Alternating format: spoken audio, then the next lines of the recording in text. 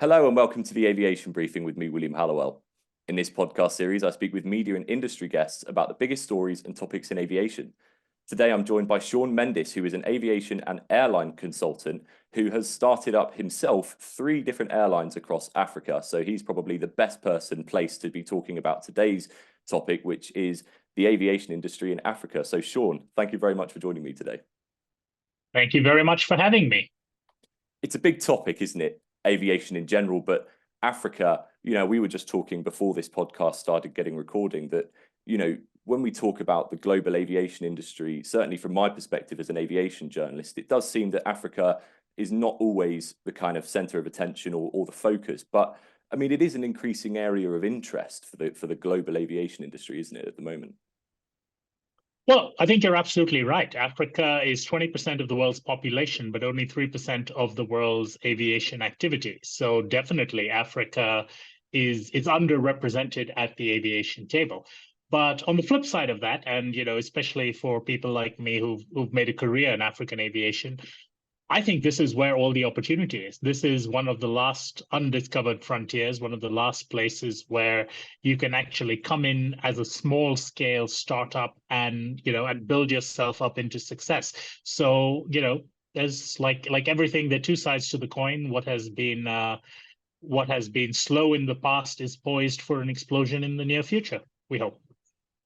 And in terms of growth, it does seem that there is a bit of a consensus around, Africa being, the next area of interest. Like I say, in terms of the growth that is expected for Africa as a continent, particularly looking at, say, commercial aviation. I mean, what's your assessment of, the way the continent's aviation industry will grow, say, over the next decade? Like most businesses, that there's 2 aspects to it. There is the aspect of the supply and the aspect of the demand. I personally believe that demand in Africa is potentially infinite. Africa lacks strong ground infrastructure. It doesn't have a network of roads and rail, for example, that allow people to travel easily. Even in some countries domestically, but definitely even between neighboring countries, it's not that easy always to get somewhere by road or by rail, which gives aviation an outsized importance in terms of personal links, in terms of trade links, and so forth.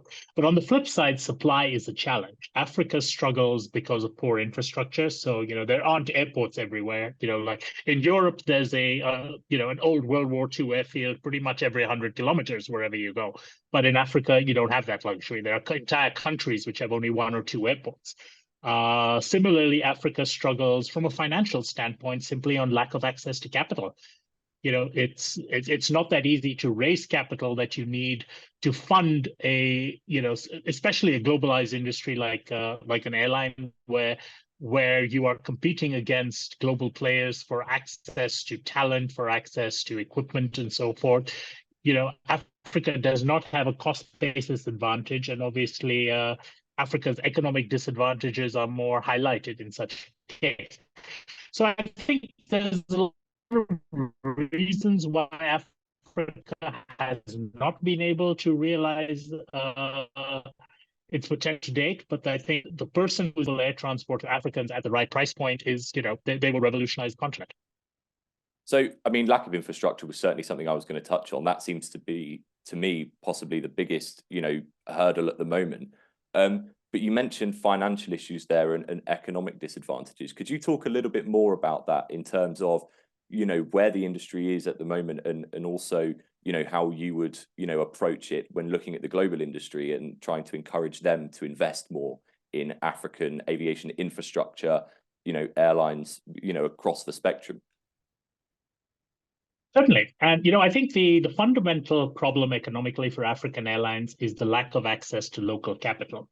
If you're looking at starting up an airline in North America, you can go off to a bank, you can go off to a venture capitalist, you can go and raise some private equity or whatever and get your idea funded. If you have a good idea, you've just got to fundraise it and, boom, Bob's your uncle, and you can move forward with your business. In Africa, that's a lot more difficult.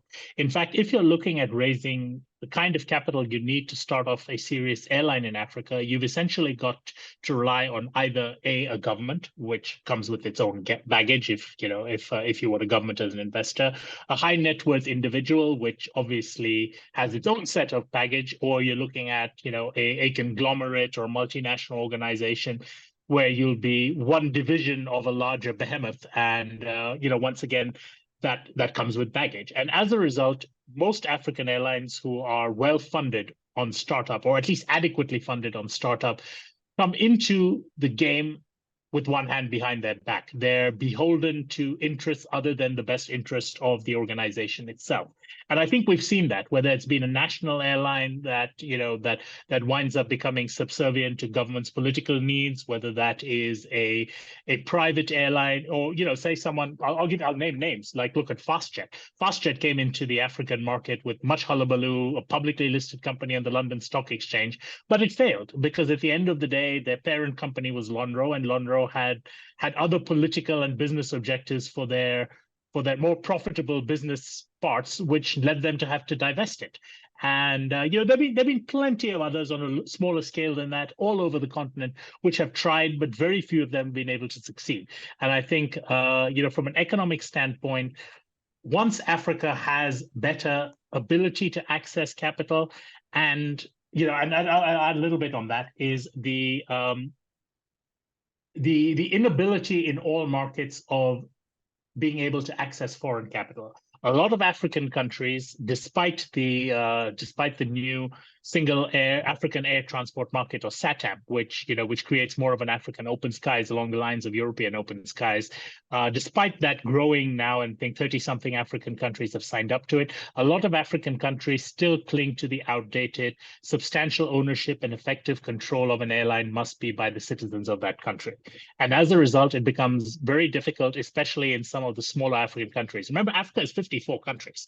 So not all of them have access to the kind of capital you need to have 51% ownership by citizens of that country. You do need to sometimes, look into the global capital markets to raise. And it's only a handful of countries which allow this. Ghana, for example, where I set up the second airline that I started, Africa World Airlines, we were able to raise a big chunk of the 50-odd million in commitments we had from China, with HNA Group in China, with the China Africa Development Fund. Between them came in and took a majority of the shareholding, but Ghana allowed that. If you tried that, say, in say, South Africa, which still requires 75% ownership by South African residents, you wouldn't be able to do that. So a lot of these regulations restrict how you can raise capital, and a lot of the sources that you can get this local capital from come with baggage. And I think, when you put all that together, it really handicaps potential startups and even existing airlines in Africa who need more capital to grow. So in terms of, foreign investment, then that was certainly something I wanted to get your kind of thought on. I mean, what's the solution to that then? Because that's actually quite a huge issue, isn't it? Especially, like you say, if it's differing from country to country, and you've got 50 plus countries in Africa, that's actually quite a huge solution to try and find, isn't it? Well, I think the solution actually is out there, and the solution is for people to sign on to what is known as SATAM, or the African Union Single African Air Transport Market. This was a initiative that started back in the 1980s as the Yamoussoukro Declaration, where I think leaders of all the African countries came together and said, we want to work towards this. That then became the Yamoussoukro Decision in the late 1990s, where it was enshrined into a treaty, and these are the terms of that open skies, and countries are requested to sign up to it. And then again in 2017 or 18, it became SATAM, which is it's basically just a brand name for the same treaty. And that moves the requirement for an airline to be designated by a country away from the legacy substantial ownership and effective control test towards a new test known as the principal place of business test. So that means it doesn't really matter who your ownership is, as long as you are established and have your principal place of business in a country, you can be recognized as an airline from that country. So I think as more and more African states sign up to SATAM and domesticate the terms of SATAM into their domestic legislation, we'll see this becoming more and more common. And we've seen this. We've seen Ethiopian Airlines in particular take a stake in a number of, I wouldn't say satellite airlines, because some of them are actually growing pretty well, like ASky in Togo, for example. But Ethiopian takes a stake, takes a management control of that airline, and consequently, runs it professionally, but not necessarily as a subsidiary of Ethiopian, but together with the Ethiopian aviation ecosystem. And I think that is the way that African aviation is probably going to grow over the next few years, with more collaboration and cross-border initiatives. And at the same time, then, you kind of mentioned, the lacking infrastructure earlier on in the interview, but where does, infrastructure growth stand? Because in Africa, it's quite sporadic. It's kind of all over the place. Like you said, there could be countries that maybe only has one or two airports. On that side, and we've just spoken a lot about the financial and economic disadvantages. Would you welcome it on more, in terms of getting more governments involved in the infrastructure side, or is it more again about, private and foreign investment in there as well? I think if governments want to get involved in aviation, investing in aviation infrastructure is probably the best way to do it, because that doesn't play favorites, and it has, pretty solid long-term returns, not just for the aviation sector, but potentially for all, for the entire economy. But, we can't just look at aviation infrastructure in a vacuum. It's all well and good to build an airport and, to make an absolute temple of a terminal with, runway lights and instrument landing systems and everything else. But the point remains that in most of Africa, travel is sunrise to sunset. You can have an airport that's open 24 hours a day, but no one's going to fly there at 2 o'clock in the morning, because there is no safe road for them, to get from the airport to their final destination, even if it's just a few kilometers away. So at the end of the day, utility of assets in Africa is always going to be restricted relative to the rest of the world. If you're running an airline in Africa, if you can get 10 to 11 hours of utility out of your aircraft, you've done well.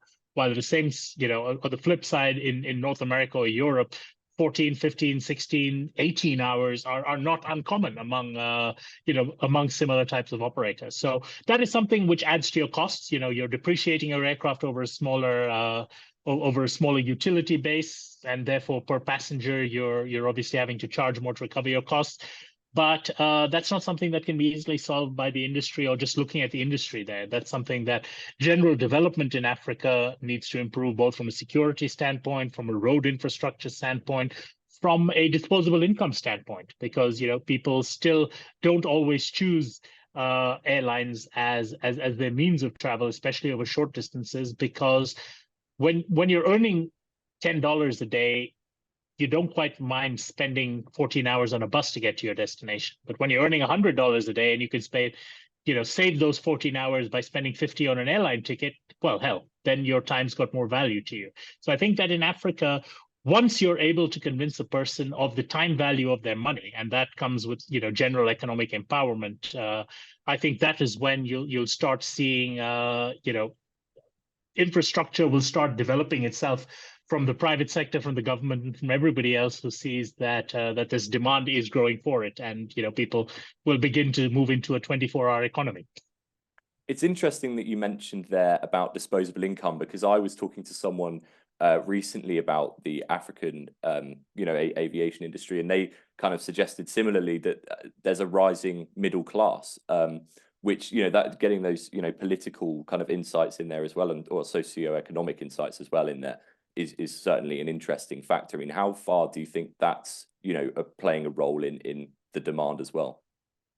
Oh, it is the everything, and this is my pet subject. In fact, it's something that I've used to justify when investors are looking at coming into Africa. We've seen this all over the world. It's not unique to Africa, but in any developing nation, you see that when per capita GDP is below 1,000 per capita, give or take, you find that air traffic growth grows at the same rate as GDP.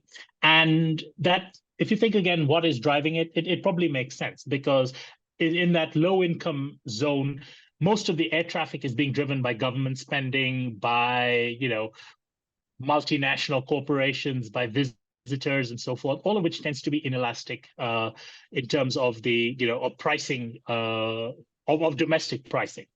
However, when you start entering that lower middle income zone, which is the 1,000 to 5,000 per capita zone, you find that air traffic growth or air traffic demand growth is double the rate of GDP. And once again, the reason for this, as you mentioned, is, is this disposable income.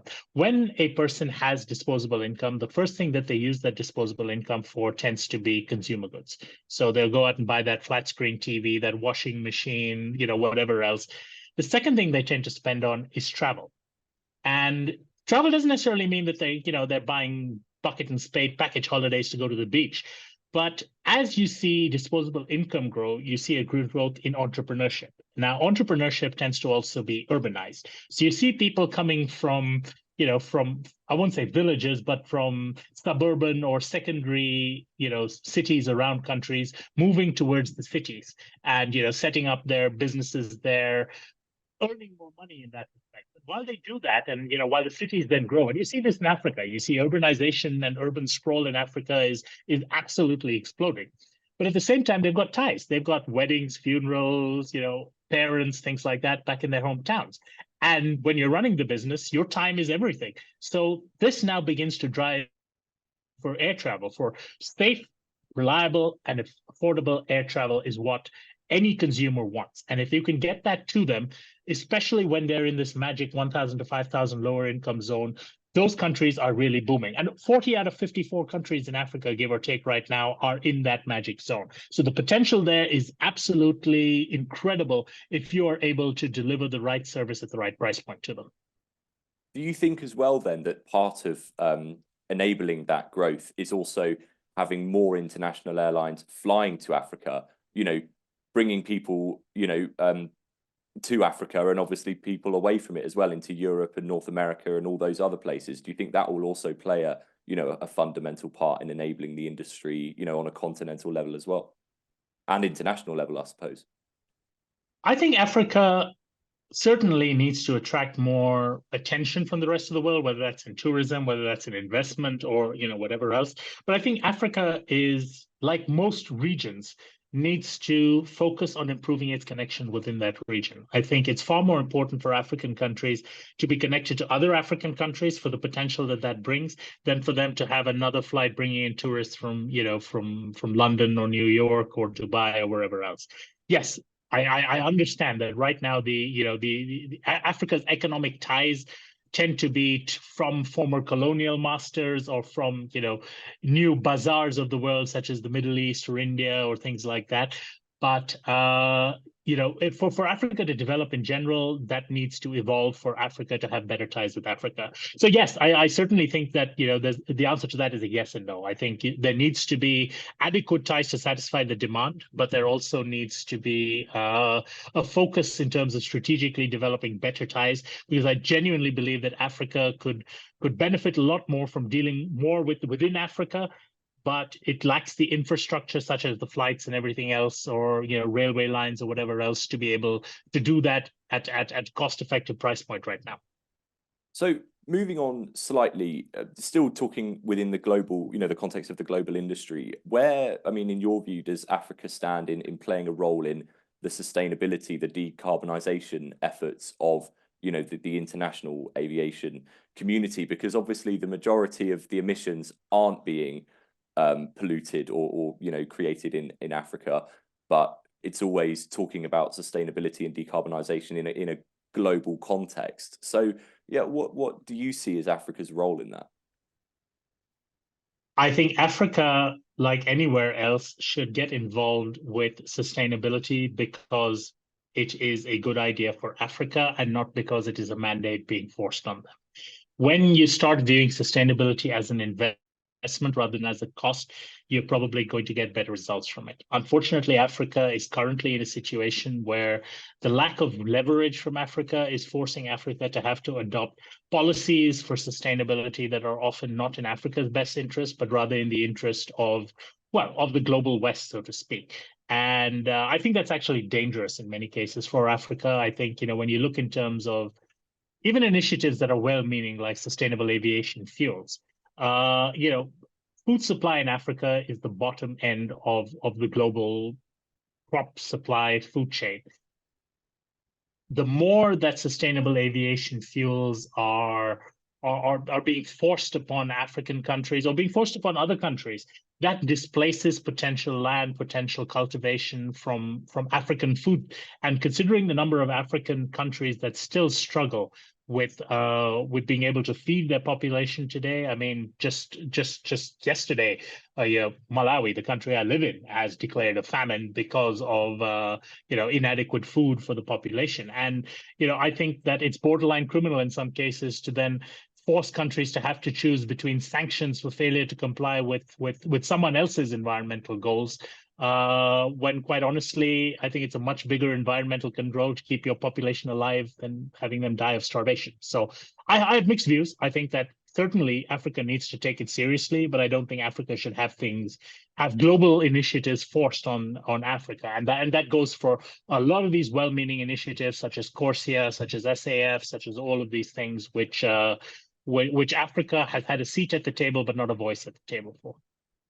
I'm actually quite glad you mentioned sustainable aviation fuel, SAF, because that was actually going to be my next question.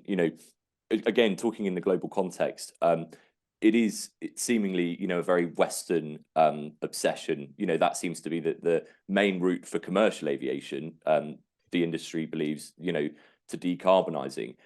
On that element where, African nations and the continent as a whole can be involved, I mean, how far do you think that the global industry needs to support Africa? Because, there's always that kind of element of leaving those developing nations and areas of the world behind. As I say, it is very much a Western obsession. And you mentioned there about having global initiatives, forced upon, perhaps countries that don't have the means to comply because they don't have the infrastructure, they don't have the finances. And like you say, there are other, more important issues in these areas of the world, these pockets of the world, than decarbonisation. It is a Western issue, I think a lot of people might say. No, I absolutely agree. And I've written an article on this actually a few months ago for Voyage Afrique magazine, and I've got some figures on that.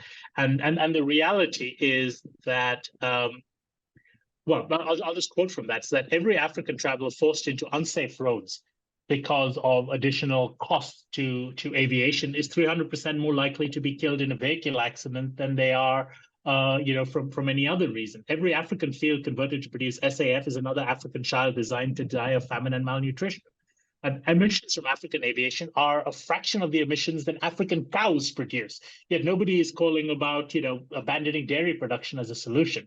So, Africa has its own set of challenges which need to be overcome before literally, I mean, we're talking about less than 0.01% of global pollution comes from African aviation. Yet African aviation can play such a huge role in the development of the continent to a stage where it no longer, where this investment in sustainability is an investment rather than a pure cost. So certainly, I don't think that SAF being forced on African airlines is a good thing. I think that African airlines, when they reach a certain level of maturity, when SAF reaches a certain level of availability. I mean, right now, you can't buy SAF in Africa to save your life. Kenya Airways, I was talking to their sustainability people a few months ago at a conference, and they had a much heralded PR event where they flew a flight with sustainable aviation fuel. But the hassles they had to get through to simply bring that sustainable aviation fuel into Kenya to fuel up that plane, you could write a book about, because there's simply, there's nothing in the customs tariffs as to how to classify it. Is it agricultural produce, so does it need a license from Ministry of Agriculture? Is it fuel, so it needs from Ministry of Energy? What do you charge on customs duty? Is it exempt? Africa is not quite up to that stage, and quite honestly, it should not be a priority for Africa, because it is such a tiny portion of global emissions that if African emissions went to zero, it would be a rounding error. And quite honestly, focus on somewhere else. Focus which are actually growing, which are actually increasing their pollution, even though they claim that their units are going down, because Africa is not your problem on this. I promise you, Africa is living our own little quiet life with a little tiny aviation industry. let the world leave us alone. And I promise you, when we get to the stage that Africa is actually relevant to the global, emissions talk, African airlines by then will have realized the importance of them having to take on sustainability as a priority and will have done that.